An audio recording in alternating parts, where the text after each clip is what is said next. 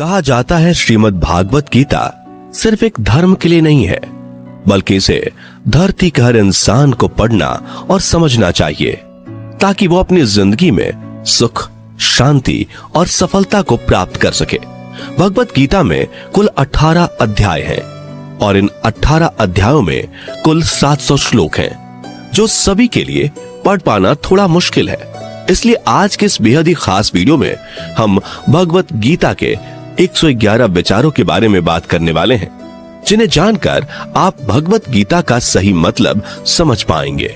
इसलिए इन विचारों को आप हर सुबह सुने।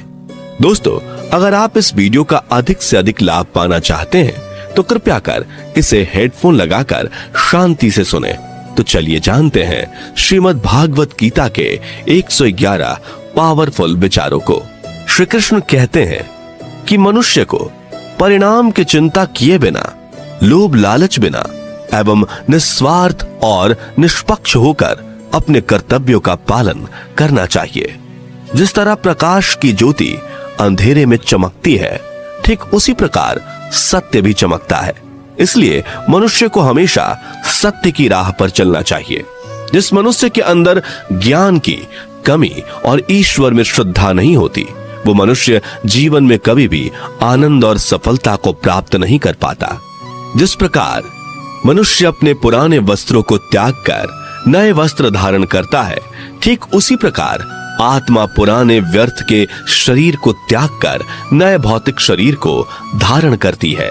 कौन क्या कर रहा है, कैसे कर रहा है और क्यों कर रहा है, इन सब से आप जितना दूर रहेंगे उतना ही आप खुश रहेंगे। समझदार व्यक्ति जब संबंध निभाना बंद कर देता है तो समझ लेना उसके आत्मसम्मान को कहीं ना कहीं ठेस अवश्य पहुंची है। मोह उसी का करो जिस पर आपका अधिकार है। जिस पर आपका अधिकार ही नहीं, उसका मोह भी नहीं करना चाहिए। जो दूसरों की तकलीफों को समझते हैं, जिनमें दया है, दिल से अच्छे हैं, उन्हें दोबारा जन्म लेना नहीं पड़ता। प्रबुद्ध व्यक्ति के लिए गंदगी का ढेर, पत्थर और सोना सभी समान है।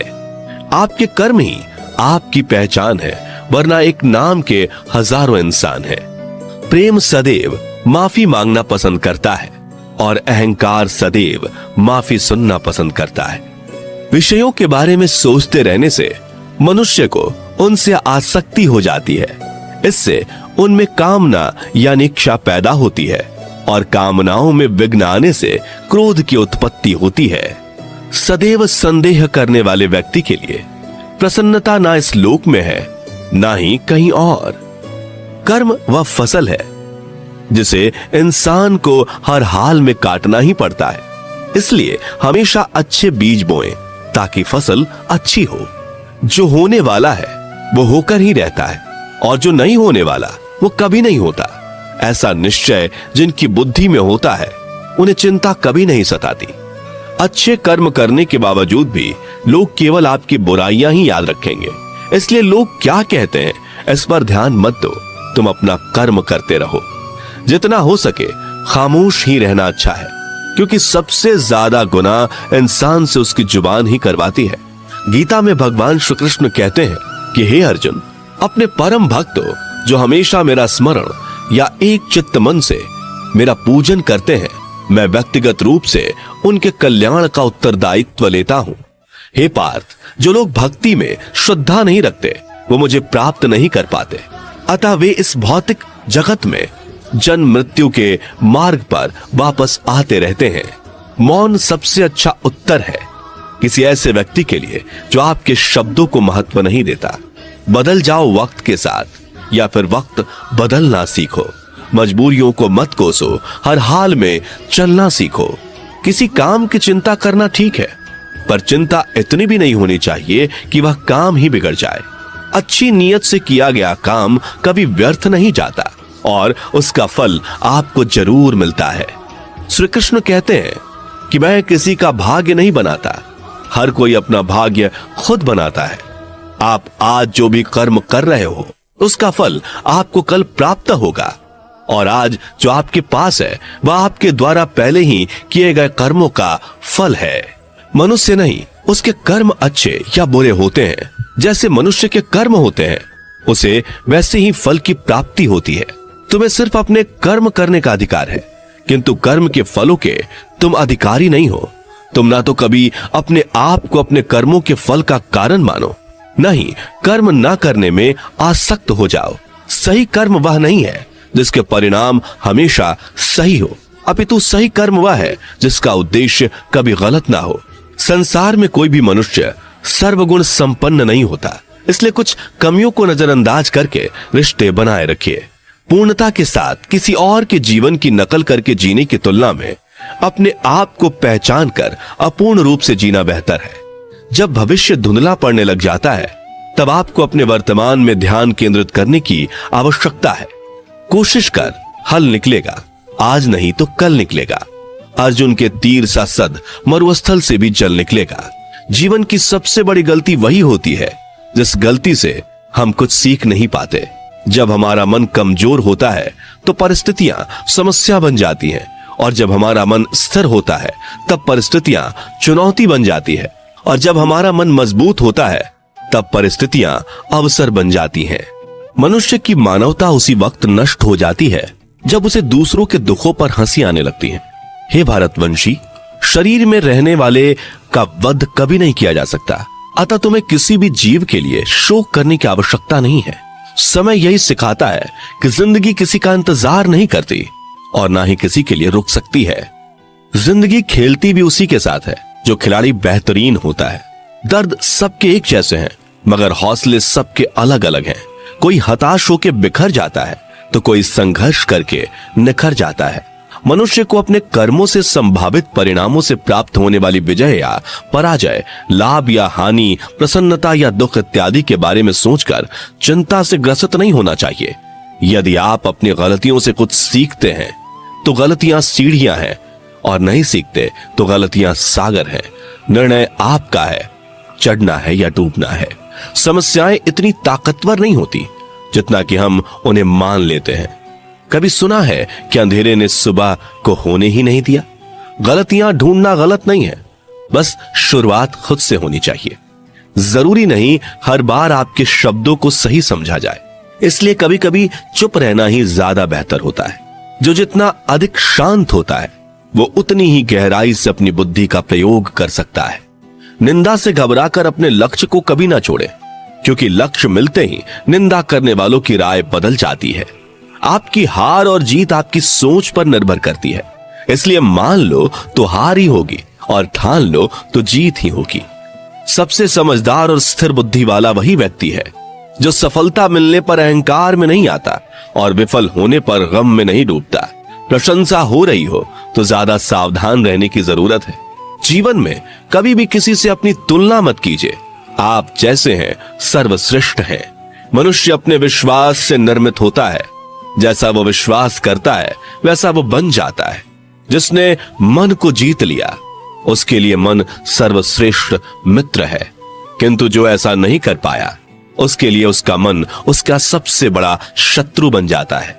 नकारात्मक विचारों का आना तय है, परंतु यह आप पर निर्भर करता है कि आप उन्हें कितना महत्व देते हैं। हमेशा याद रखना, बेहतरीन दिनों के लिए बुरे दिनों से लड़ना पड़ता है।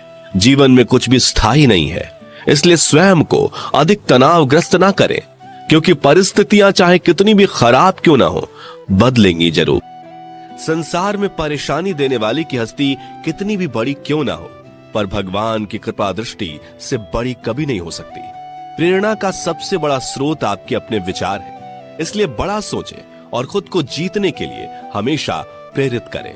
जिसने मन को जीत लिया है उसने पहले ही परमात्मा को प्राप्त कर लिया है, क्योंकि उसने शांति प्राप्त कर ली है। ऐसे मनुष्य के लिए सुख दुख, सर्दी गर्मी और मान अपमान एक जैसे होते हैं। मुश्किलें केवल बेहतरीन लोगों के हिस्से में ही आती हैं, क्योंकि वही लोग उसे बेहतरीन तरीके से अंजाम देने की काबिलियत रखते हैं। कोई कुछ भी कहे, बस अपने आप को शांत रखो, क्योंकि सूरज कितना भी तेज क्यों ना हो, समुद्र सूखता नहीं है। जहां आपकी कोई कीमत नहीं, वहां पर रुकना अनुचित है, चाहे वो किसी का घर हो या किसी का मन। जब कोई हाथ और साथ दोनों ही छोड़ देता है तब कुदरत कोई ना कोई उंगली पकड़ने वाला भेज देता है। उन्हीं का नाम कान्हा है। जो मन को नियंत्रित नहीं करते, उनके लिए वह शत्रु के समान कार्य करता है। हे अर्जुन, व्यक्ति जो चाहे बन सकता है यदि वह विश्वास के साथ इच्छित वस्तु पर लगातार चिंतन करे। सिर्फ दुनिया के सामने जीतने वाला ही विजेता नहीं होता, बल्कि किन रिश्तों के सामने कब और कहां पर हारना है यह जानने वाला भी विजेता होता है। जो लोग बुद्धि को छोड़कर भावनाओं में बह जाते हैं, उन्हें हर कोई मूर्ख बना सकता है। वक्त से पहले मिली चीज अपना मूल्य खो देती है और वक्त के बाद मिली चीज अपना महत्व। मनुष्य को अपने कर्मों से संभावित परिणामों से प्राप्त होने वाली विजय या पराजय, लाभ या हानि, प्रसन्नता या दुख इत्यादि के बारे में सोचकर चिंता से ग्रसित नहीं होना चाहिए। आत्मा पुराने शरीर को वैसे ही छोड़ देती है जैसे मनुष्य पुराने कपड़ों को उतार कर नए कपड़े धारण कर लेता है। जैसे जल में तैरती नाव को तूफान उसे अपने लक्ष्य से दूर ले जाता है, ठीक वैसे ही इंद्रिय सुख मनुष्य को गलत रास्ते की ओर ले जाता है। आपका विश्वास एक पर्वत को भी खिसका सकता है, लेकिन आपके मन का संदेह दूसरा पर्वत खड़ा कर सकता है। हमारा खुद पर विश्वास होना बहुत ही जरूरी है, क्योंकि हम अपने रास्ते पर खुद चलते हैं। वक्त कभी भी एक जैसा नहीं रहता। उन्हें भी रोना पड़ता है जो बेवजह दूसरों को रुलाते हैं। अपनी इच्छा शक्ति के माध्यम से अपने आप को नई आकृति प्रदान करें। कभी भी स्वयं को अपनी आत्म इच्छा से अपमानित ना करें। इच्छा एकमात्र स्वयं का मित्र होता है और इच्छा ही एकमात्र स्वयं का शत्रु भी। अपनी पीड़ा के लिए संसार को दोष मत दीजिए। अपने मन को समझाओ। तुम्हारे मन का परिवर्तन ही तुम्हारे दुखों का अंत है। खुद को कमजोर कभी नहीं समझना चाहिए। अगर आप गिरते हो तो उठने का प्रयास करो, लड़ो, पूरी निष्ठा से अपना कर्तव्य, अपना कर्म निभाओ। बाकी सब मुझ पर छोड़ दो। हो सकता है हर दिन अच्छा ना हो, लेकिन हर दिन में कुछ अच्छा जरूर होता है। धैर्य रखिए। कभी कभी आपको जीवन में सबसे अच्छा पाने के लिए सबसे बुरे दौर से गुजरना पड़ता है। रोना बंद करो। अपनी तकलीफों से खुद लड़ना सीखो, क्योंकि साथ देने वाले भी शमशान से आगे नहीं जाते। समय जब न्याय करता है तब गवाहों की आवश्यकता नहीं पड़ती है।